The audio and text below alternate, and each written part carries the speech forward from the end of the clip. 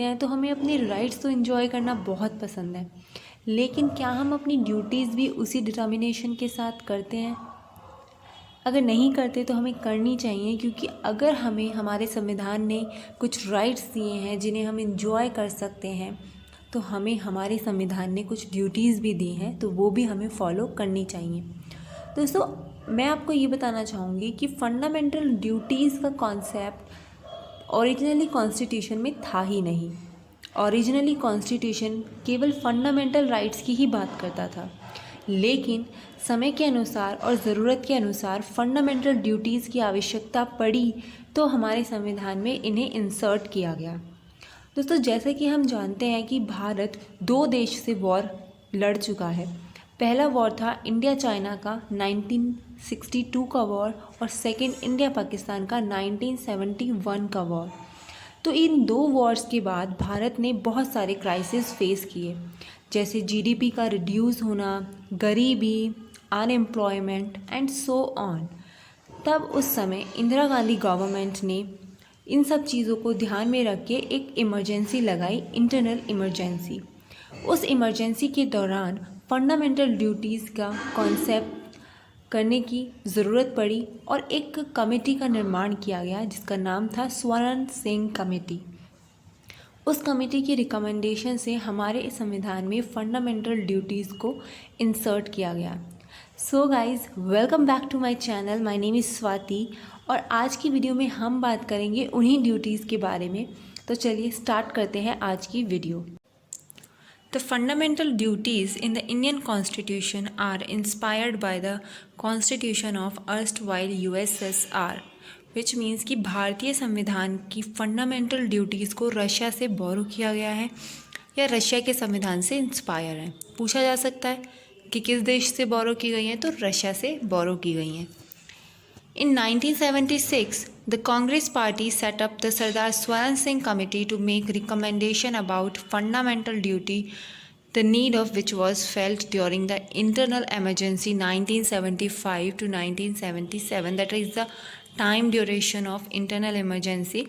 तो इमरजेंसी के दौरान ये ज़रूरत पड़ी कि फंडामेंटल ड्यूटीज़ को बनाया जाए और भारतीय संविधान में इंसर्ट किया जाए। तब कांग्रेस पार्टी ने एक कमेटी सेटअप करी जिसका नाम था सरदार स्वरण सिंह कमेटी, और उसके द्वारा फंडामेंटल ड्यूटीज़ को रिकमेंड किया गया। और इस तरह से अगर पूछा जाए कि किस कमेटी के द्वारा फंडामेंटल ड्यूटीज़ को रिकमेंड किया गया है, तो आंसर होगा सरदार स्वरण सिंह कमेटी, और उसके बाद इसे कॉन्स्टिट्यूशन में इंसर्ट किया गया। ठीक है। The committee recommended the inclusion of separate chapter on fundamental duties in the Constitution. Committee ने रिकमेंड किया एक सेपरेट चैप्टर, यानी कि जिस तरह से फंडामेंटल राइट्स के लिए एक अलग पार्ट है, अगर पार्ट 3 देखें तो that is all about fundamental rights. Exactly committee ने ये रिकमेंड किया कि फंडामेंटल ड्यूटीज़ के लिए एक अलग चैप्टर होना चाहिए जिसमें सारी ड्यूटीज़ एक साथ लिख दी जाएं। तो यहाँ पे ये बात करी गई कि इस कमेटी ने क्या क्या प्रेजेंट किया। ठीक है। 42nd constitutional amendment act 1976 also called a mini constitution. Guys, this is a very important line कि 42nd कॉन्स्टिट्यूशनल अमेंडमेंट एक्ट 1976 का उसे मिनी कॉन्स्टिट्यूशन कहा जाता है। क्यों कहा जाता है? क्योंकि इस संविधान संशोधन के द्वारा भारतीय संविधान में बहुत सारे परिवर्तन किए गए, बहुत सारी चीज़ें ऐड की गई, जैसे प्रियम्बल के में 3 वर्ड्स ऐड किए गए, साथ ही साथ ये ड्यूटीज़ ऐड की गई। इस तरह से बहुत सारे चेंजेस किए गए, तो इसीलिए इसे मिनी कॉन्स्टिट्यूशन भी कहा जाता है। एंड इस क्या कहा गया है कि 42nd constitutional amendment act added a new part, namely part 4th A to the constitution, यानी कि इसी कॉन्स्टिट्यूशन अमेंडमेंट एक्ट ने एक नया पार्ट ऐड किया 4th A, जिसमें किसके बारे में बात की गई? फंडामेंटल ड्यूटीज़ के बारे में। सो अगर पूछा जाए कि किस कॉन्स्टिट्यूशनल अमेंडमेंट के थ्रू इन्हें ऐड किया गया, तो 42nd कॉन्स्टिट्यूशनल अमेंडमेंट एक्ट 1976। चलिए आगे देखते हैं, this new part consist of only one article, यानी कि जो 4th A पार्ट है इसमें सिर्फ एक ही आर्टिकल की बात करी गई है जो है 51A, which for the first time specified a code of 10 fundamental duties, यानी कि इस संविधान संशोधन के द्वारा, यानी कि जो 51A आर्टिकल जो इंसर्ट किया गया इसमें 10 फंडामेंटल ड्यूटीज़ के बारे में बताया गया। तो अगर पूछा जाए कि ओरिजिनली जब हमने ऐड करी थी फंडामेंटल ड्यूटीज़ तो उस समय सिर्फ 10 फंडामेंटल ड्यूटीज़ थी, लेकिन 10 फंडामेंटल ड्यूटीज़ के बाद एक और अमेंडमेंट हुआ जिसमें एक और ड्यूटी जोड़ी गई। वो अमेंडमेंट एक्ट था 86 अमेंडमेंट एक्ट जो 2002 का है। उसके द्वारा एक और ड्यूटी को ऐड किया गया जिसे के, यानी कि अगर आप ड्यूटीज़ देखते हैं तो वो अल्फ़ाबेटिकली दी गई हैं ABC। तो पहले केवल 10 ड्यूटीज़ थी, लेकिन बाद में के को जोड़ा गया जिससे आज की डेट में हमारे संविधान में 11 फंडामेंटल ड्यूटीज़ हैं।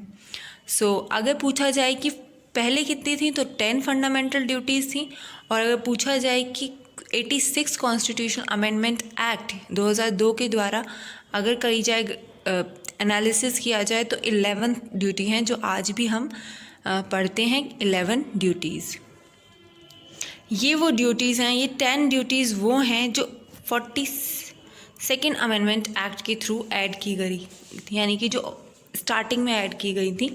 तो ये वो ड्यूटीज़ हैं जिसमें बहुत सारी बातें लिखी गई हैं, अगर आप चाहें तो स्क्रीनशॉट ले सकते हैं। इसके अलावा अगर मैं बात करूँ के ड्यूटी की, यानी कि जो 86 अमेंडमेंट एक्ट के द्वारा ऐड की गई उस ड्यूटी में क्या लिखा हुआ है, तो के ड्यूटी की, तो के ड्यूटी बात करती है, चलिए हम के ड्यूटी के पास ही लिख देते हैं कि ये किस बारे में बात करती है। सो के ड्यूटी बात करती है अपॉर्चुनिटी फॉर एजुकेशन